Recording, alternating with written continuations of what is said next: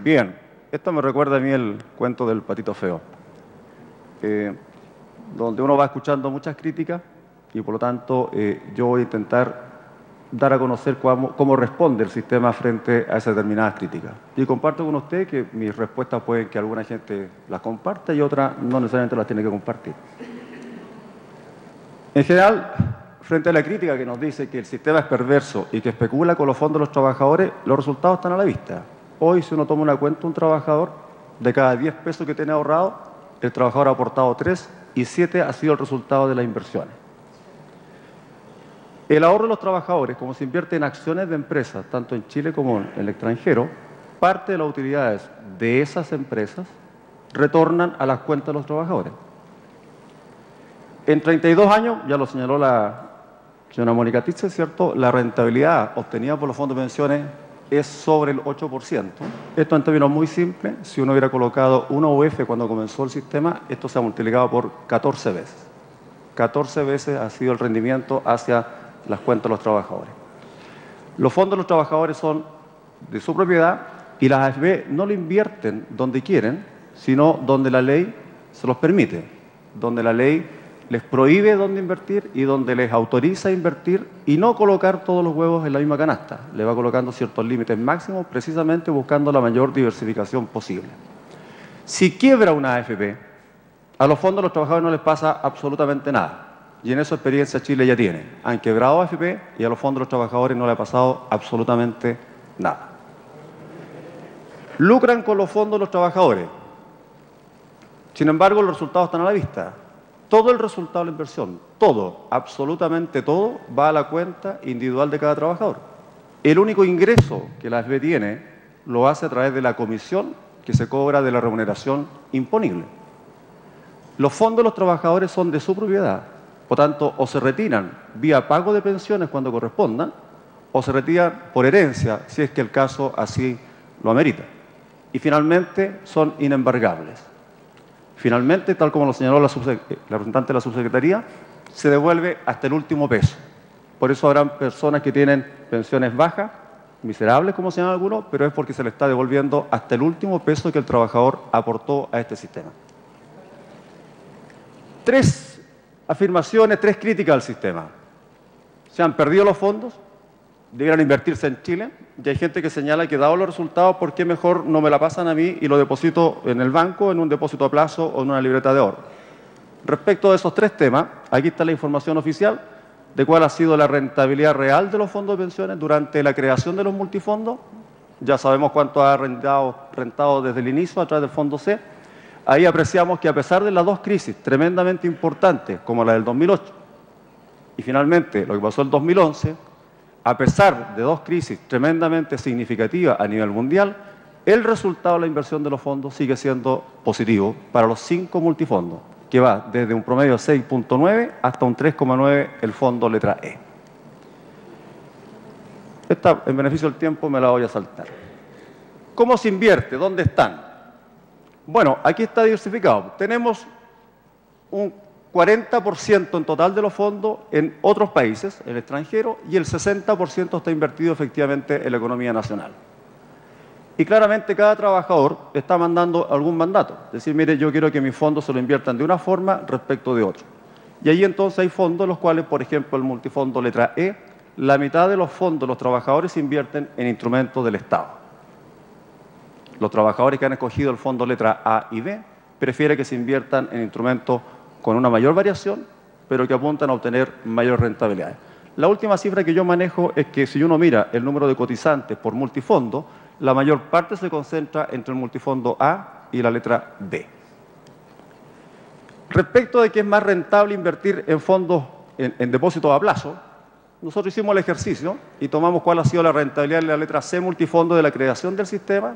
¿Y qué pasa si un trabajador hubiera tenido la alternativa de tomar depósitos a plazo de acuerdo con las tasas de interés vigentes en cada época? ¿Y cuál habría sido el retorno de estos dos tipos de instrumentos? El trabajador que hubiera llevado su plata a los depósitos a plazo en los bancos habría obtenido esas 100 UF, se habrían transformado en 502, se habría multiplicado por 5 veces, y en cambio, si lo hubiera mantenido los multifondos de la AFP, se habría multiplicado casi por las 14 veces que ya mencioné. Por tanto, esto de llevar a los trabajadores necesariamente a invertir sus fondos en instrumentos más seguros como depósito a plazo, está bien, es una alternativa válida, pero hay que conocer que también existen otras alternativas y el trabajador determinará cuál es el punto de rentabilidad que él valora para tomar una u otra determinación. Los fondos de los trabajadores pierden y las AFP ganan. Los resultados muestran todo lo contrario. Primero, hay una muy buena rentabilidad por el fondo de los trabajadores. Segundo, la ley contempla dos mecanismos de protección. Dos mecanismos de protección precisamente para evitar dicha afirmación. El primero de ellos, ¿cuál es? El encaje. Es una garantía en dinero que se le exige a los dueños de la AFP de tener a disposición todos los días y que se invierte exactamente de la misma forma en que se invierten los fondos de los trabajadores. En la misma forma, por tanto, siguen exactamente el mismo resultado de la inversión. El segundo mecanismo de protección tiene que ver con la rentabilidad mínima. En términos simples es que si bien es cierto entre las AFP pueden tener resultados distintos entre ellas, la ley dice, está bien que una de ellas se aleje respecto del promedio, pero si está muy por debajo, vale decir, ha sido poco eficiente respecto a su competencia, los dueños de la AFP deben indemnizar a los trabajadores producto de este resultado que claramente va en perjuicio de las cuentas de ellos. Las comisiones son altas. Hoy los trabajadores enfrentamos 6 alternativas que van desde un 0.77% de la renta imponible hasta un 2.36%. Habría que preguntarse por qué los trabajadores están escogiendo distintas dentro de las 6.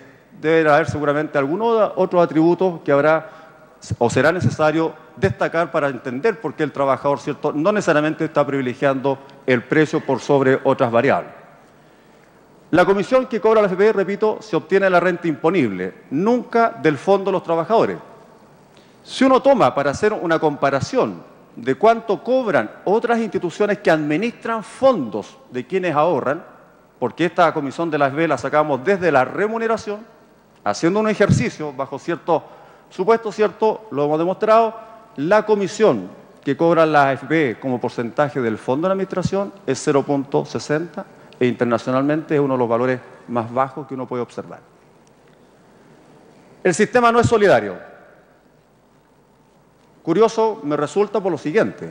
La reforma claramente creó un sistema bajo el marco de 3 pilares y uno de ellos se llama pilar solidario, donde su rol claramente es, 1, ir en ayuda a las personas que por distintas razones que aquí se han esgrimido obtienen una pensión muy baja y el Estado va en solidaridad y le complementa su pensión.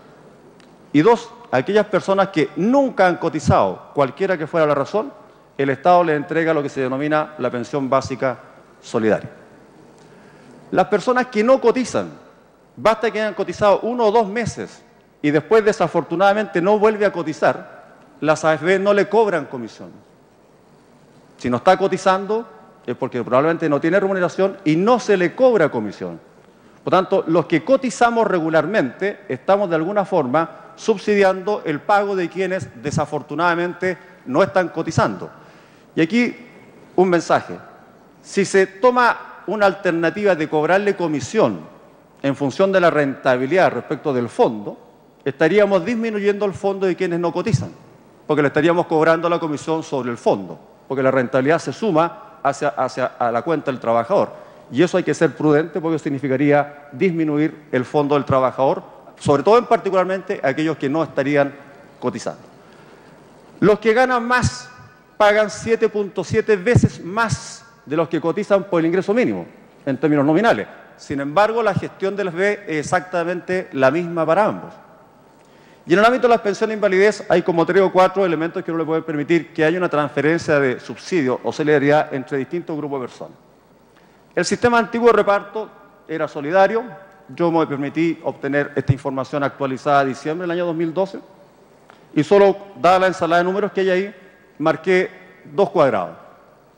El rojo marca dónde está ubicada la pensión más alta, del orden de 554.000 pesos, y que favorece o beneficia a 3.356 pensionados. Y marqué en negro, porque debe ser un panorama muy oscuro para las personas que reciben una pensión de 129.000 pesos como promedio, y están perjudicados 470.000 personas. Por tanto, si uno mira este cuadro de la distribución de los montos de las pensiones, las personas mayoritariamente obreros del Seguro Social, están recibiendo la pensión más baja.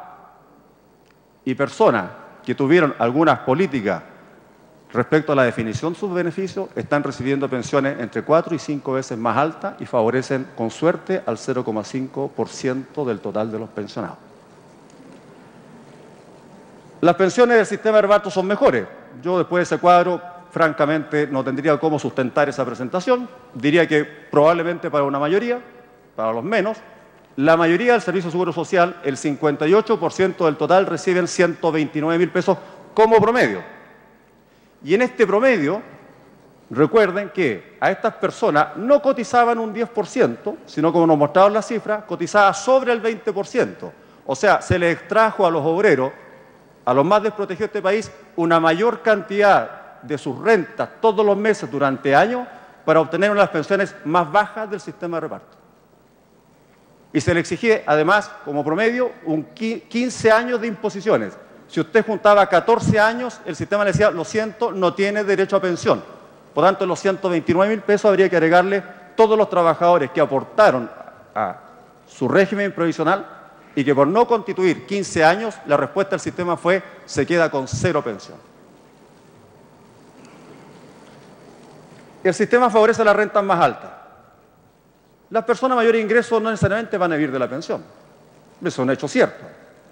Por tanto, esa afirmación también, a mi juicio, es un tanto débil.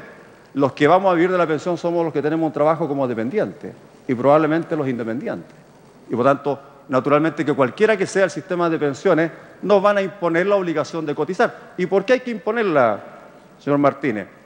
Porque las necesidades del día a día son tan altas que es muy difícil que todos nosotros, todos los meses, nos comprometiéramos a ir durante 30 o 40 años a depositar. Antes de llegar a la esquina ya tenemos una necesidad que satisfacer y probablemente no llegaríamos a cotizar. Por eso los sistemas de pensiones tienen que ser de características obligatorias. No tiene financiamiento tripartito.